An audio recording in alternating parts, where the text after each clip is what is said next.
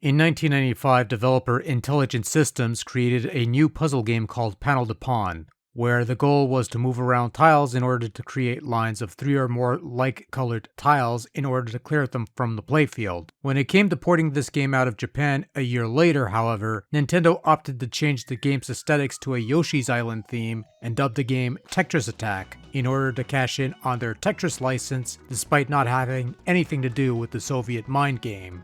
So as stated before, the goal of the game is to move around tiles on an ever-filling playfield in order to clear them from the field. To do this, you have to create vertical or horizontal lines of 3 or more of the same tiles.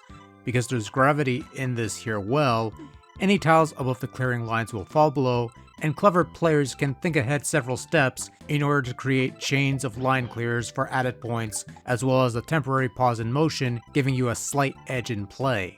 Now, full disclosure here, I've always enjoyed the Puzzle League games, and my first one was on the Game Boy Advance, the one that came with Dr. Mario, which was a subject matter of a prior video several years ago. So when I got to play this initial outing years later, I was surprised to learn the peculiarities of the gameplay really hasn't changed all that much over the years. Tetris Attack has the same kind of modes, your endless mode, puzzle mode, time attack, your versus mode against another player or a computer opponent, and the latter depicting the rather thin plot of the game, that sort of thing. The best puzzle games of this ilk are usually the ones that don't change a lot and keep consistent throughout the ages. And Puzzle League certainly did that with its various incarnations, and it helped that Tetris Attack gave the series a firm foundation because this is just a fun little puzzle game.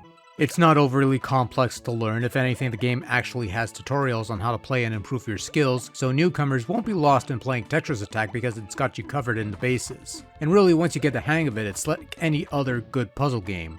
Keeps the pace going, tremendously easy to learn, difficult to truly master, and with plenty of variations to alter the difficulty in the versus modes. It's a fun time to be had here if you enjoy puzzle games, and in general, it's a fun little time waster and one that I'd go back to every once in a while.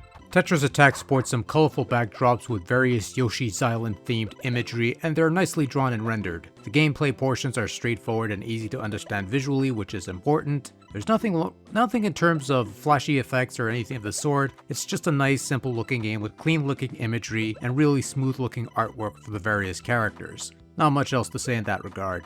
Sound-wise, you have a collection of upbeat tunes that are easy on the ears, somewhat soothing, nothing too fancy. From my understanding, most of the tunes in Tetris Attack are the same as in the original Panel de Pawn, with probably only a couple new tunes changed around, but really, the songs fit either setup nicely, so it really doesn't matter. Sound effects are nothing to write home about, they complement the game, there's even some voice bites here and there. Not bad.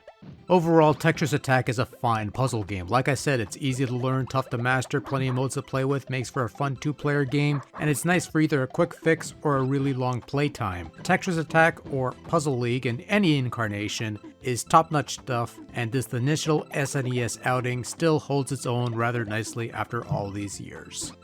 Still as fun to play today as it was some 20 odd years ago, so yeah. Fun times.